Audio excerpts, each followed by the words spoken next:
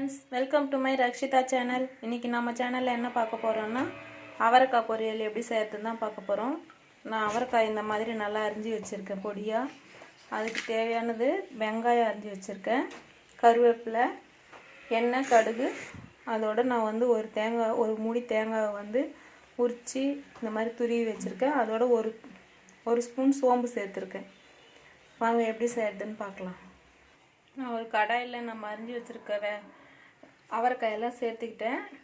இப்போ இந்த அவரைக்காய் வேகிறதுக்கு தேவையான அளவுக்கு தண்ணி சேர்த்துக்கலாம். அதோடவே தேவையான அளவு உப்பு சேர்த்துக்கலாம். நான் கல் உப்பு சேர்த்துருக்கேன். இப்போ இதை தட்டு போட்டு க்ளோஸ் பண்ணி ஸ்டவ் பற்ற வச்சு வேக விடலாம். நான் ஸ்டவ் பற்ற வச்சு கடாய் வச்சு வேக வச்சுக்கிறேன். வெந்ததுக்கப்புறம் காட்டுறேன். இப்போ பாருங்கள், அவரைக்காய் வேகிறதுக்குள்ளே நம்ம இதில் தண்ணி சேர்க்காம இந்த தேங்காயும் சோம்பையும் அரைச்சி எடுத்துகிட்டு வந்துடலாம். இப்போ பாருங்கள், நான் தேங்காயும் சோம்பையும் இந்த மாதிரி நல்லா அரைச்சி எடுத்துகிட்டு வந்துட்டேன். ரொம்ப நைஸாக அரைக்கக்கூடாது, இந்த மாதிரி குறைப்பாக தான் அரைக்கணும். தண்ணி சேர்க்காம அரைச்சி வச்சுருக்கேன். இப்போ பாருங்கள், அவரைக்காய் நல்லா வெந்துடுச்சு. ஸ்டவ் ஆஃப் பண்ணிடலாம். இப்போ இதில் இருக்க தண்ணி என்ன பண்ணுறதுன்னு யோசிக்காதீங்க, இதை வேஸ்ட் பண்ணாதீங்க. ரசம் வைக்க சொல்ல அதில் சேர்த்து யூஸ் பண்ணிக்கோங்க, நல்லா டேஸ்ட்டாக இருக்கும் ரசமும். நம்ம இதையும் வேஸ்ட் பண்ணாத மாதிரி ஆயிடுச்சு. இது வேறு பாத்திரத்துக்கு மாற்றிக்கலாம். பாருங்கள், நான் வேறு பிளேட்டுக்கு மாற்றிட்டேன். இப்போது ஸ்டவ் பற்ற வச்சு ஒரு கடாய் வச்சுக்கலாம். பாருங்கள், நான் ஸ்டவ் பற்ற வச்சு கடாய் வச்சுக்கிட்டேன். இப்போ தேவையான அளவுக்கு எண்ணெய் சேர்த்துக்கலாம். எண்ணெய் நல்லா காஞ்சதும் கடுகு சேர்த்துக்கலாம்.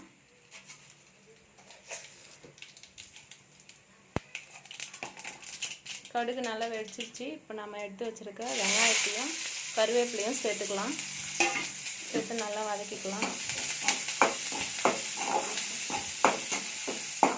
நம்ம ஃபஸ்ட்டில் அவரைக்காயில் கொஞ்சம் உப்பு சேர்த்துருக்கோம். இப்போ வெங்காயத்துக்கு மட்டும் கொஞ்சம் உரைக்கணும்ல, அதனால கொஞ்சமாக உப்பு சேர்த்துக்கலாம். கொஞ்சமாக சேர்த்துக்கோங்க, அதிகமாக சேர்த்துட போகிறீங்க.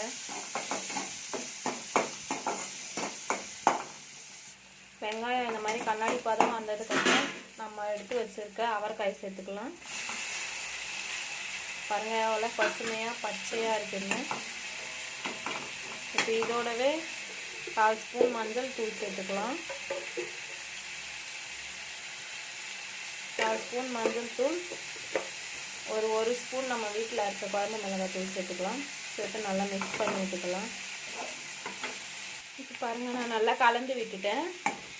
இப்போ நம்ம சேர்த்துருக்க மிளகாத்தூள் அப்புறம் மஞ்சள் தூளோட பச்சை வாசனை போகிற வரைக்கும் கொஞ்சம் நேரம் வேக விடலாம். ரொம்ப நேரம் வேக வைக்க வேண்டிய அவசியம் இல்லை, ஏன்னா நம்ம ஏற்கனவே அவரைக்காவை வேக வச்சு தான் வச்சுருக்கோம். ஸோ கொஞ்சம் நேரம் வேக வைக்கலாம். மிளகாத்தூளோட பச்சை வாசனை போயிடுச்சு. இப்போ நம்ம அரைச்சி வச்சுருக்க தேங்காயும் சோம்பையும் இதில் சேர்த்துக்கலாம்.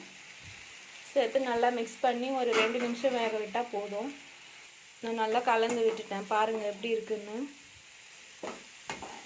சூப்பராக இருக்குது பாருங்கள். இந்த அவரைக்காயோட பச்சை கலர் அப்படியே மாறாமலே இருக்குது பாருங்கள், பச்சை பசேல்னு இருக்குது பாருங்கள்.